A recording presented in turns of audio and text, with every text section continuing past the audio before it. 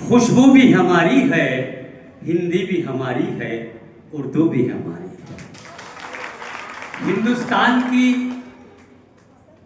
हजारों साल पुरानी मिली जुली सभ्यता और मुश्तरका तहजीब की मुंडेर पर जलते हुए सबसे रोशन चिराग की रोशनी अध्यक्ष महोदय साहिब सद्र और डाइस पर जो कलमकार या मेरी निगाह के रूबरू शवाकीन अदब और साहित्य से प्रेम रखने वाले दोस्त अहबाब भाई बहनें यहाँ मौजूद हैं, उनकी खिदमत में मेरी मोहब्बतों का आदाब, मेरी अकीदतों का सलाम।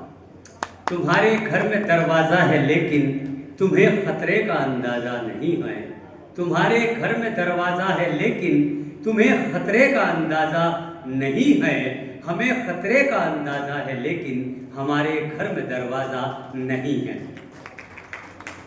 दोस्तों, एक कलमकार में और एक आम आदमी में ज़रा फ़र्क होता है और वो अंतर आपने इन 4 पंक्तियों में, इन 4 लाइनों में महसूस कर लिया होगा कि जब कोई कवि शब्दों से छेड़छाड़ करता है तो एक सुंदर सी कविता कागज़ पर उतर आती है, और जब कोई शायर लफ्ज़ों से शरारत करता है तो एक दिलकश गज़ल कागज़ पे नमूदार हो जाया करती है। ऐसे ही कोई अगर मजमून लिटरेचर का स्टूडेंट है तो उसकी गुफ्तगू में भी आम लोगों की बातचीत में बड़ा फ़र्क होता है।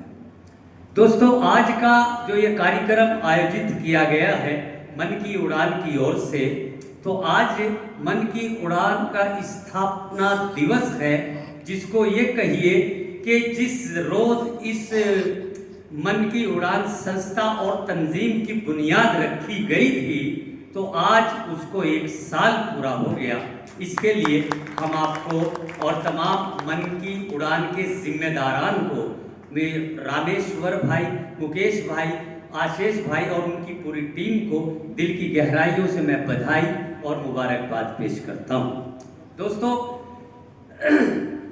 आज का दिन बहुत विशेष है, बड़ा ख़ास है कि इन बच्चों की मेहनतें, इन बच्चों की कोशिशों ने आज वो दिन दिखलाया है कि हमारे डाइस पर जो कलमकार मौजूद हैं ये ऐसे ही यहाँ तक नहीं पहुँचे। इन्होंने अपने जीवन में, अपनी ज़िंदगी में बड़ी मेहनतें की हैं।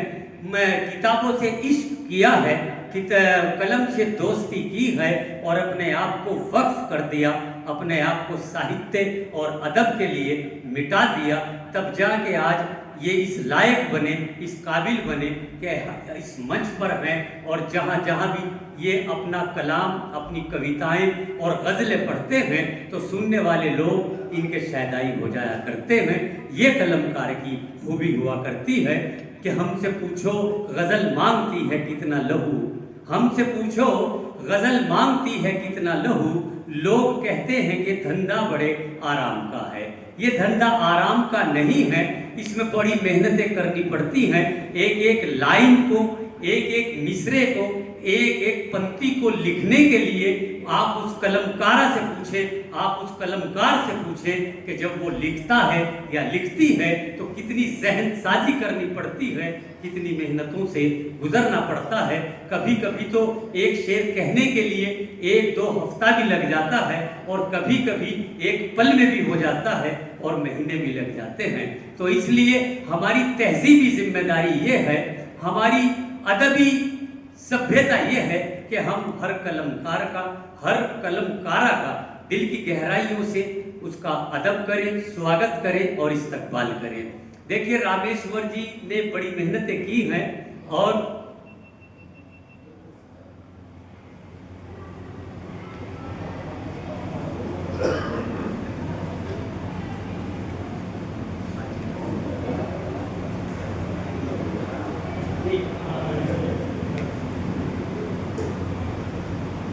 देखिए, जो रामेश्वर और मुकेश भाई, आशीष भाई, संजोत भाई और इनकी पूरी टीम और रहबरी और सरपरस्ती के लिए प्रेम सागर साहब और इस संस्था के जो बड़े अफसर हैं, जिनके नाम मैं वहाँ बैठकर लूँगा, उन लोगों ने बड़ा सहयोग किया, कोऑपरेट किया और इस साहित्य को, इस अदब को आगे बढ़ाने में जो किरदार और जो रोल अदा किया है, मैं उनको भी मुबारकबाद पेश करता हूं। और संस्था के साथ साथ इसके MDD बाल भवन के तमाम स्टाफ के लोगों को भी मैं मुबारकबाद पेश करता हूं।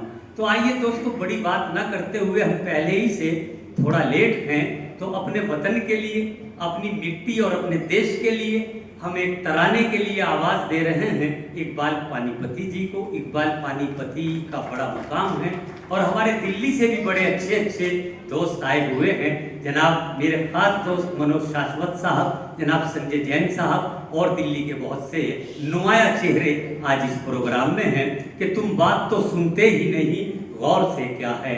तुम बात तो सुनते ही नहीं, गौर से क्या है। मैं तुमसे मुखातिब हूँ, किसी और से क्या है। और जिस देश में रहते हैं वो जन्नत है हमारी, मतलब हमें लंदन से या लाहौर से क्या है। जोरदार तालियों के साथ इकबाल भाई का इस्तकबाल करें। इकबाल पानीपति हरियाणा की सरजमीन का वो नुमाया चेहरा है कि जिसको हरियाणा गवर्नमेंट ने बहुत अवार्ड के साथ साथ 1 लाख रुपए से भी नवाजा है। ये वो इकबाल पानीपति है। आइए, एक मिनट मेरे पास